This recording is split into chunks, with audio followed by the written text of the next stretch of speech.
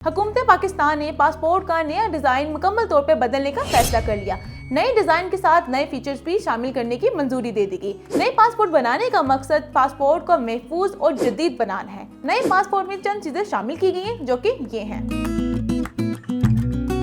वालिद के साथ वालदा का नाम लिखा जाएगा। पाकिस्तान के चारों सूबों की मशहूर इमारतों की तस्वीर शामिल की जाएगी, जैसे कि लाहौर का शाही किला, कराची का मज़ार कायद और पेशावर का किसा ख्वानी बाजार और कोयटा की ज़ियारत रेजिडेंसी शामिल है। इसके अलावा अंदरूनी सफ़ात का रंग बदला जाएगा, जबकि बाहर के सफ़ात का रंग वही रहेगा। नए सिक्योरिटी फीचर शामिल किए जाएंगे, जैसे कि बायोमेट्रिक कोडिंग, वाटरमार्क, होलोग्राम और माइक्रो प्रिंटिंग शामिल है।